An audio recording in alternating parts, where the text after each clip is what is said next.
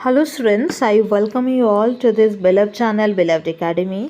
आज हम आपके क्लास 11 का लास्ट पोम पढ़ने वाले हैं जिसका नाम है फर्दर टू सन। और इसकी जो पोइटेस है वो है एलिजाबेथ जेनिन्स। तो ये जो पोएम है जाहिर सी बात है फर्दर और सन के बारे में है। और इस पोएम में हम देखेंगे कि ये जो फर्दर है और ये जो सन है इनके बीच में बहुत ज़्यादा डिफरेंस है, बहुत ज़्यादा इमोशनल डिफरेंस। यानी वो लोग एक साथ रहते, एक छत के नीचे ही रहते हैं, लेकिन उनके बीच में ना आपस में काफ़ी दूरी है, बहुत ज़्यादा डिस्टेंस है, इमोशनल डिस्टेंस है। और उसी के बारे में जो फर्दर है वो फ्रस्ट्रेटेड है, थोड़ा बहुत दुखी भी है, और ऐसे ही कुछ ये पोएम है। ओके, तो टोटल 4 स्टेंजा है। हम शुरू करते हैं पहले स्टेंजे से। बहुत ही छोटा सा और एक प्यारा सा पोएम है। सबसे पहले कहते हैं, I do not understand this child though we have lived together now in the same house for years. तो यहाँ पे जाहिर सी बात है, I do not understand this child मतलब मैं इस बच्चे को नहीं समझता हो। तो आई यहाँ पे कौन हुए हैं? आई हुए हैं फादर। ओके, तो फादर जो है, पिताजी जो है, वो कह रहे हैं कि मैं इस बच्चे को नहीं समझता, जबकि हमने एक साथ बिताए हैं एक ही घर में बहुत साल। जबकि हम बहुत साल एक ही घर में बिताए हैं, एक ही साथ रहे हैं, लेकिन फिर भी मैं इस बच्चे को नहीं समझता हूँ। I know nothing of him, मुझे इसके बारे में कुछ भी नहीं पता है। So try to build up a relationship from how he was when small. तो मैं कोशिश करता हूँ जब वो छोटा था तब जैसा उसके साथ मेरा रिश्ता था वैसा ही एक रिलेशनशिप बिल्डअप करने की मैं कोशिश करता हूँ। लेकिन फिर पापा जी कहते हैं, येट हैव आई किल्ड, लेकिन फिर भी मेरे से ये नहीं हो पाता है। मुझे लगता है कि हमारे बीच में ये जो एक खूबसूरत सा रिश्ता था, इस रिश्ते को शायद मैंने मार दिया। येट हैव आई किल्ड मतलब ये एक क्वेश्चन मार्क है कि पापा जी को लगता है, पिताजी को लगता है कि उन्होंने ये जो खूबसूरत सा रिश्ता था, इस रिश्ते को उन्होंने मार दिया है या फिर ख़त्म कर दिया है, आप ऐसे समझ सकते हैं। तो पहले स्टेंजा में हम देख रहे हैं कि पिताजी कह रहे हैं कि हमने बहुत टाइम तक, बहुत सालों तक एक साथ रहे हैं एक ही घर में, लेकिन फिर भी हमारे बीच में बहुत ज़्यादा डिस्टेंस है। मैं इस बच्चे के बारे में कुछ नहीं जानता, तो मैं कोशिश करता हूँ कि ये बच्चा जब छोटा था तब मेरा इसके साथ जैसा बॉन्ड था वैसा ही एक बॉन्ड, वैसा ही एक रिलेशनशिप बिल्डअप करने का, लेकिन मेरे से ये नहीं हो पाता है। लगता है मैंने इस रिश्ते को मार दिया है, ख़त्म कर दिया है। ओके, फिर अब दूसरे स्टैंजा पे देखेंगे। द सीड आई स्पेंट और sown it where the land is his and none of mine.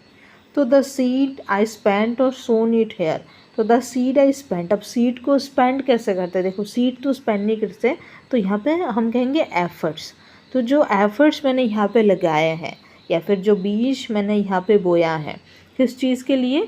इस रिश्ते को खूबसूरत बनाने के लिए, इस बॉन्ड को एक अंडरस्टैंडिंग बॉन्ड, एक इमोशनल जो दूरी है इनके बीच में, जो डिस्टेंस है उसको कम करने के लिए जो एफर्ट्स है जो पापा जी ने लगाया है।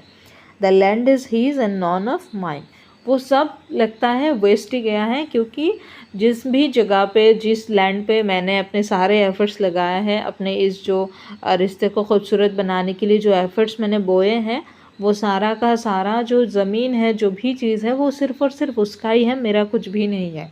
मतलब उसके ज़िंदगी में शायद उसको बिल्डअप करने के लिए, एक बच्चा को बड़ा करने के लिए मैंने आज तक जितना भी एफ़र्ट्स लगाया है, अब ऐसा लग रहा है कि वो सब कुछ उसी का है, मेरा कुछ नहीं है। मतलब बच्चे के ऊपर उनका कोई हक नहीं है, ऐसा उनको प्रतीत हो रहा है, ऐसा लग रहा है। ओके, फिर कहते हैं, we speak like strangers, we speak like strangers, there is no sign of understanding in the air. मतलब दूर दूर तक कोई भी अंडरस्टैंडिंग की जो साइन है वो दिखाई नहीं देता है, हम दोनों में कोई अंडरस्टैंडिंग नहीं है। वी स्पीक लाइक स्ट्रेंजर्स, हम अजनबी की तरह रहते हैं और अजनबी की तरह बात करते हैं, दूर दूर तक आपस में कोई मेल नहीं है, कोई अंडरस्टैंडिंग नहीं है। Okay, this child is built to my design yet what he loves I can not share. तो कहते हैं ये जो बच्चा है ये मेरे डिज़ाइन का तो है, यानी पापा का है तो पापा का जो जेनेटिक मटेरियल, जो बच्चे का जेनेटिक मटेरियल है अब वो तो बच्चे में आएगा ही कि ये जो बच्चा है मेरे डिज़ाइन का ही है, मेरे जैसा ही है, लेकिन इसका जो भी कुछ इंटरेस्ट है वो मैं शेयर नहीं कर सकता, या फिर हम दोनों में कुछ ऐसा बॉन्ड ही नहीं है कि हम दोनों एक दूसरे के साथ एक दूसरे का जो इंटरेस्ट है, जो खुशी है, जो पैशन है, हॉबीज़ है, उनको शेयर करें, बांटें। Okay, I hope I am very clear. अब चलते हैं तीसरी स्टेंजा की तरफ। ये स्टेंजा थोड़ा बहुत इम्पॉर्टेंट है।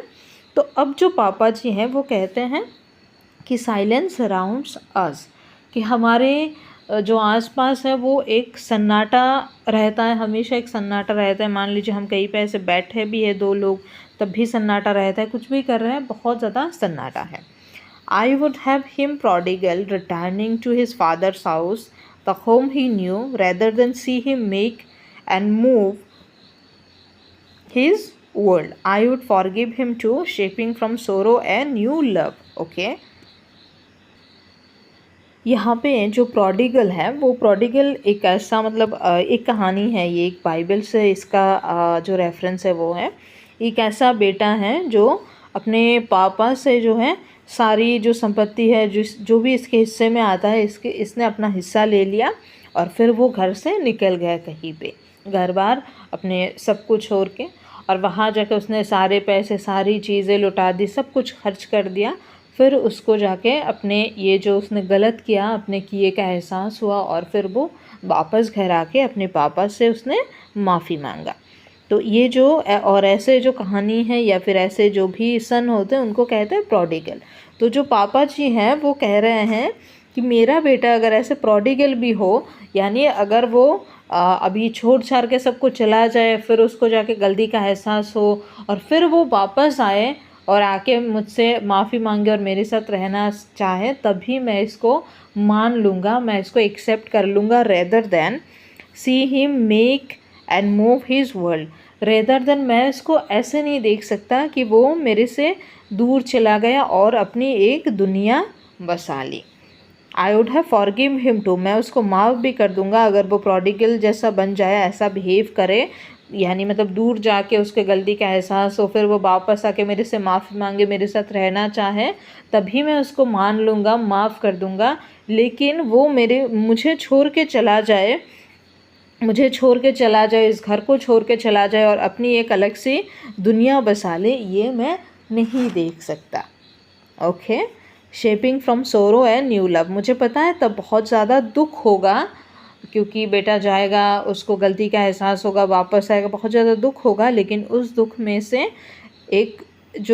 से एक नया जो प्यार है वो भी शेप करेगा, यानी एक नया प्यार का जन्म होगा, क्योंकि रिश्ते जो हैं वो टूट के फिर से बनेंगे, तो वहाँ पे प्यार भी रहेगा।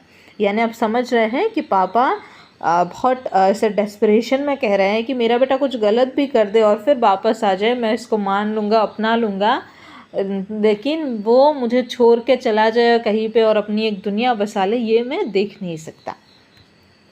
फिर कहते हैं father and son we both must live on the same globe on the same land.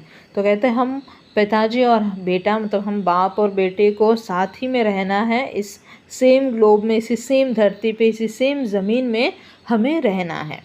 And then he speaks, तब जो है बेटा जो है, जो सन है, स्पीक्स, ही स्पीक्स, अब सन बोलता है। अब तक हमने देखा है कि जो पापा है वही बोल रहे हैं, ये बहुत कुछ कह रहे हैं, अब जो सन है वो बोल रहे हैं। He speaks, I can not understand my self Y anger goes from grief, मैं ख़ुद को समझ ही नहीं पाता हूँ कि कब मेरा जो ये गुस्सा है ये ग्रीफ में, दुख में बदल जाता है। We each put out an empty hand longing for something to forgive, हम दोनों ही कोशिश करते हैं और एक दूसरे की तरफ ऐसे जैसे खाली हाथ बढ़ा देते हैं, मतलब जैसे कि हमें ऐसा हो कि हम दोनों ही एक दूसरे को माफ़ करना चाहते हैं, पास आना चाहते हैं, ये जो दूरी है इसको मिटाना चाहते हैं, लेकिन जब भी हम एक दूसरे का आमना सामना करते, एक दूसरे से मिलते हैं, मेरे से ये होता ही नहीं, और मेरा जो ये गुस्सा है, गुस्सा जो है ये दुख में बदल जाता है, मुझे गुस्सा आ जाता है, मुझे दुख होने लगता है बहुत ज़्यादा, और मैं ये कर नहीं पाता हूँ, और ये क्यों होता है ये मैं समझ ही नहीं पाता हूँ। Okay, so this was it.